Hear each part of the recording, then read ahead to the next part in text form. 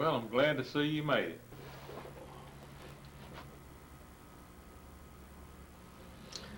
I've listened to you men's comments. It's obvious that we've got to question Mr. Howard. I mean, Mr. Howard is a man that killed a man, went into prison, and served his time well. So what I'm saying, I don't feel his feelings should be hurt to the point of crying to the point that he's not willing to come in for questioning. So what it is, we'll talk with him, and any lead we can get to go on. It could be hunters, it could be neighbors not getting along with each other. And just ask Mr. Howard for his help, ask him for his support. What it is, I know you lawmen got to go out and you got to protect yourself as well as the other people. We do not want to be too quick to judge.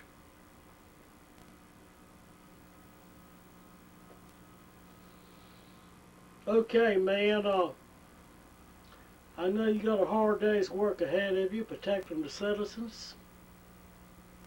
So, I won't go any further today. If you're ready, I'll show you where you'll be staying. Well, Chuck, how you like it out here in North Carolina? Beautiful country, beautiful country. In fact, I'm pretty much fed up the north. Well, I heard they kicked you out of Garden City. You know, you got a little rough with some of those people up there from what I hear. I believe I did. At least I tried in one case. Yeah, well, I'll tell you, this is a small town and a small sheriff's department, and we need men like you. I mean, what I'm saying is, I know the case, like, you know, you try to get the information out of this killer, and they turn him loose, and he robbed this bank and killed him again. I don't know what's right. I think you've done a good job myself, and the citizens are a whole lot safer with you than without you. Well, the creed that we take as a law enforcement officer, we try our best. Sometimes it's not the best in the image of, shall I say, the society that we have today. But as law enforcement officers, we try, like I say, we just try our best.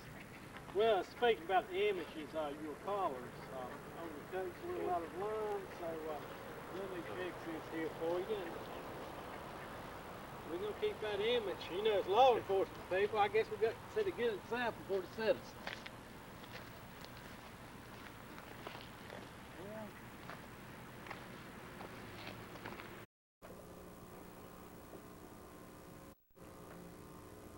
Now look, Mr. Howard, I just brought you in to answer a few simple questions.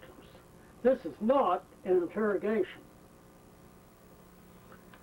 I know that you killed a man. I know that you served time in prison. I know that you've developed into a good citizen and a good family man.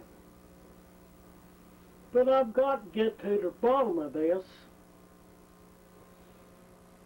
And what it is, these questions are really to rule you out. Rule you out as a suspect. Now right now you are a person of interest. Well, I feel that it'll show up in the end. I don't rule anything out. It could be a feud between the neighbors. It could be a feud between families and possibly their hunters. So they sell their odd deaths in the forest. Hoping that it would look like a hunting accident, yet there's nobody to blame for it.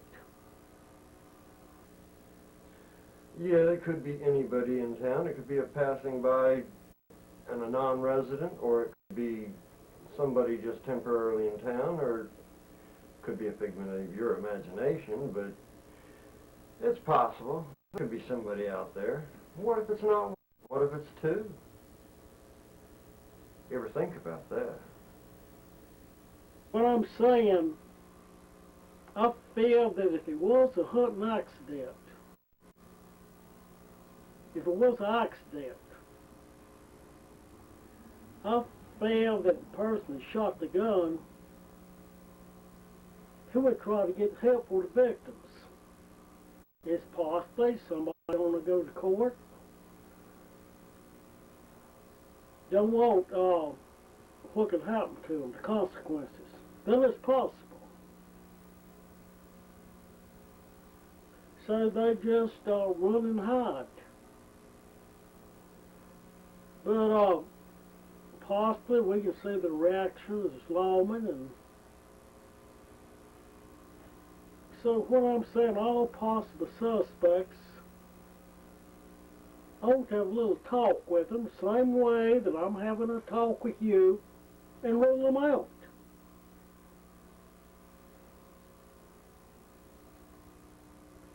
What I'm saying, Mr. Howard, you are not a suspect, just a person of interest.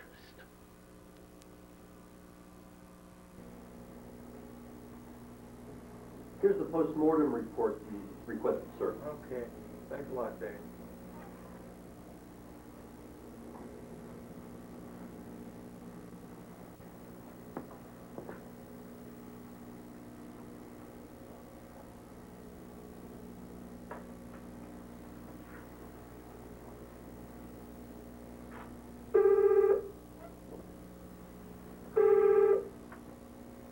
Coroner's office, Rick. Oh, hi, Sheriff. What's up? I'm asking for your help on this human vampire case. Now, if you choose to help me, we cannot discuss this over the phone. I'll meet you at the park on South Main Street. What? Two people murdered at a swimming pool? Where? Let me get that down.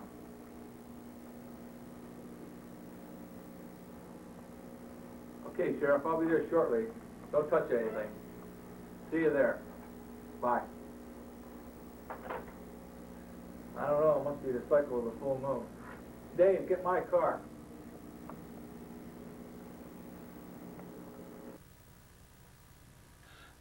I'm Officer Denbo, and is there any possibility that you might have any information on this case that we're working on, these three missing people? No, sir, not right at the present time, but if I find out any information or anything, I'll try to get in contact with you. Thank you very much, because we're really in a quandary over this case that we're working on. I understand. Okay. I know what you mean.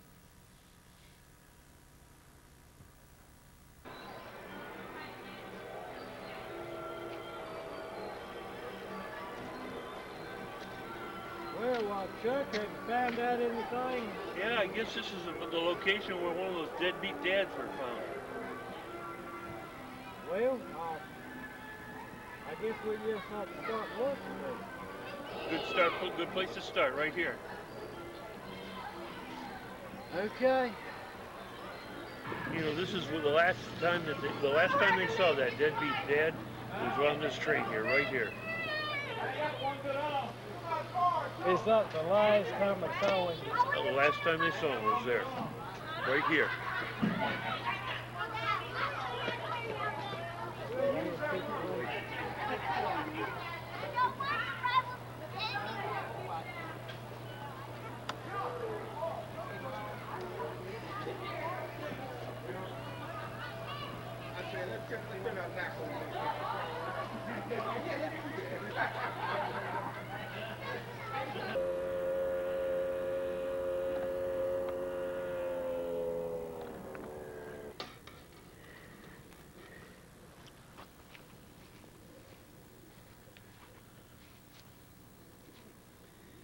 You know, years ago, I ran into a man at the bus station, and I just felt the sense of danger in it, the feel of death.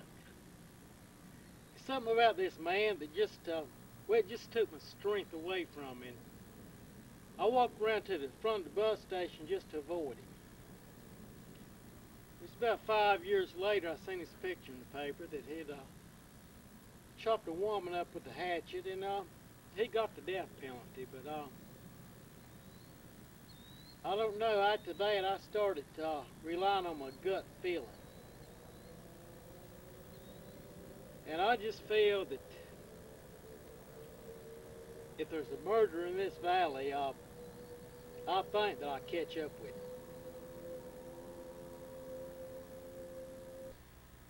There could be a killer in this county. Who's to say? Well, it's just a bad situation.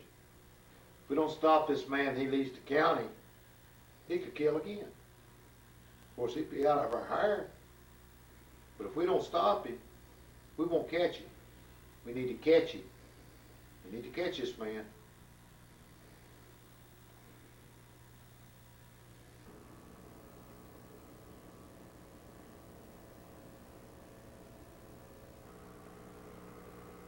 Mr. Howard, when I question you as a person of interest, you didn't show a whole lot of interest in clearing yourself, so I got suspicious. I talked with the sheriff's department and I asked for a search on your property. They did. They found the body of this human vampire. Undoubtedly you killed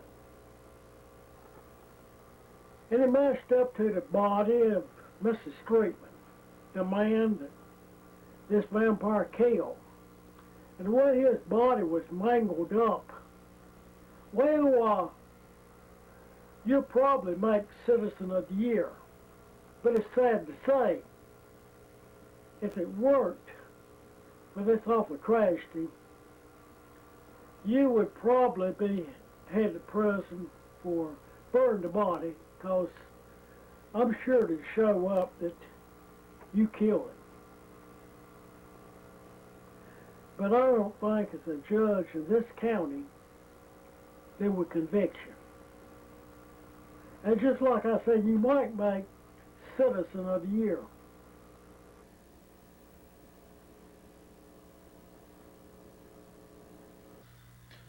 You know, Sheriff, I just don't think Mr. Owens jumped from that two-story building. I just don't believe he'd commit suicide that way. You know, I agree. But if we could just find a suspect and turn him over to Big Chuck, that's all she wrote, boy. He'd take care of it. He'd get the answers. Mm-hmm. This is a poor county and a small sheriff's department. Good men are hard to find. Look, man, before I was assigned to this case, I've got information that it's a lab. I don't know exactly where it is. Maybe it's got to be up north. And the men that hunt deer for the wrong reasons, I feel that they're possibly part of a lab experiment.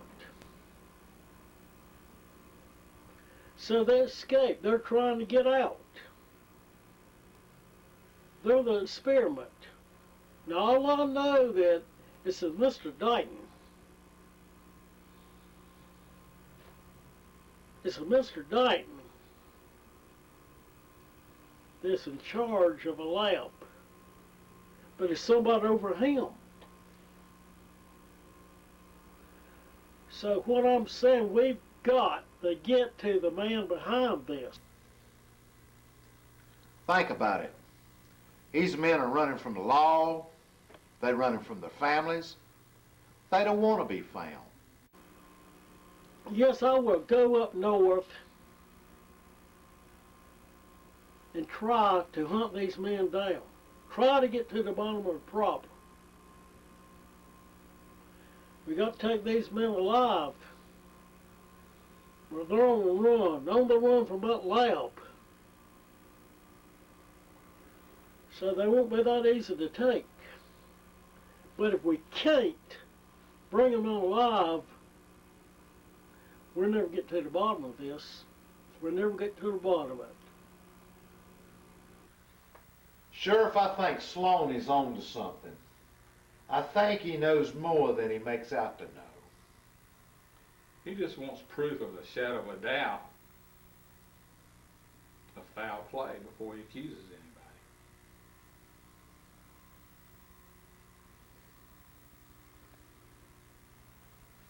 Thank you. This case has been ruled suicide. There's no account for the other 3 bodies. So I appreciate you calling me in. I mean, I'm a sheriff up north where these hunters were killing the deer. And you felt it could have branched down to your area.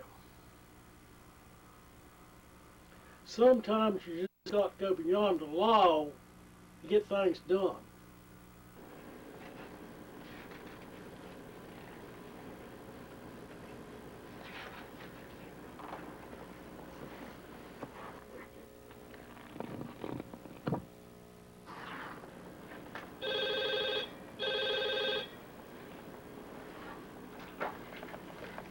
Hello?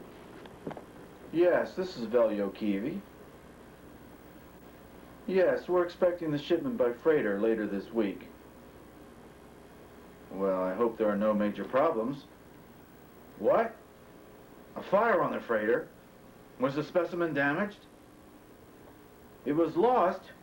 This is unbelievable. The university has been dealing with your shipping line because of its reputation.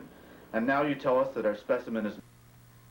Sloan was a good lawman, but what makes you think he would be a good... I feel he would be good in this case. It's a gut feeling I have. I agree with you, Chuck. I think you're right. There goes that gut feeling again.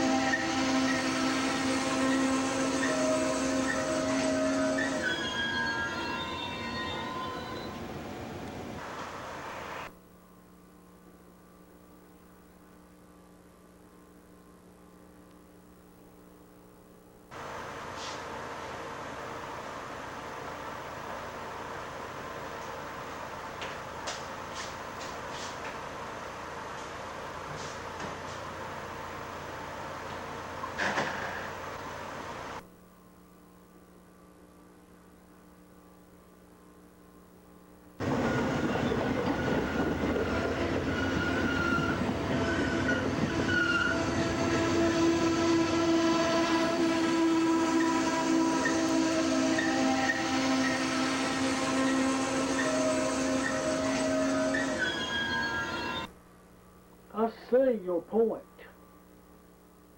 As long as that gun is in your hand, you have got a chance.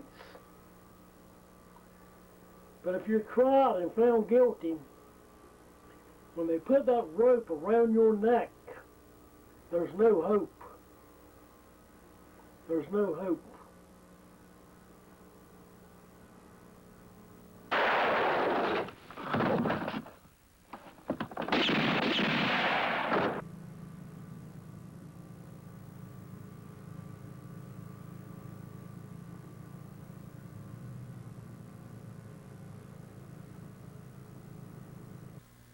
Well, Sloan, I'm glad to see you make it. Okay, I don't fault these men for drawing down on me.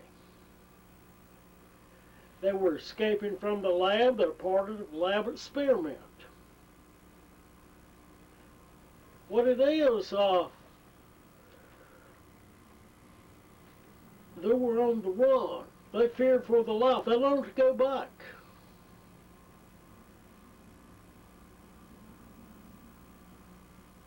Well, there's one more left. There's one more left. What we got to do is do more investigating. Find out just where he is up north. And what it is, I'm just a common citizen, just a local resident, local neighbor, local visitor, or whatever they want me to be. So we've got to get evidence on this man's location. We've got to take this man alive. I'm afraid that if we drag a force in on him, well, he's just going to try to shoot it out with him, and he's dead. I feel that if I just get to this man as a local citizen, possibly we get some evidence. That says if the man lives to talk.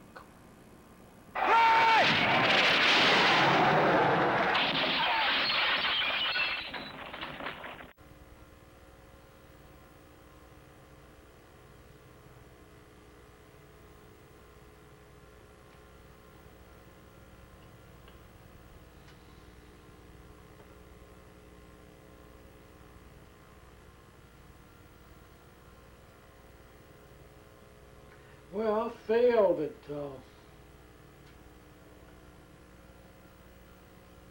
things will be okay. But what I want to ask you about, and I've got a certain amount of information on penicillin chloride, where a person be given that, it can shut down the heart. They've actually gave heart patients that, and I've been told there's people that's been killed in that way where it does not show up on autopsy. What can you tell me about that? That was a bad thing. A lot of people was given that. And a lot of people was innocent that was given that. So the DNA has really helped out all this bad stuff that went on.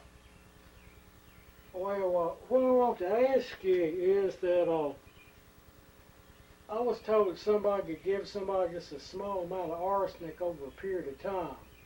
A real small amount. When they died, it wouldn't show up in autopsy. Is it anything to that or not? It wouldn't. It didn't show. It won't show up. If it's given small doses for a long period of time, it won't show up.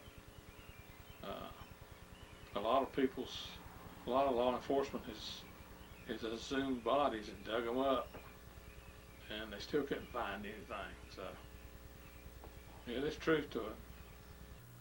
Well, Chuck, what do you think about the situation? Well, to me, the first situation is the murder weapon, and the evidence that we have to substantiate the murder weapon and the seat of the crime.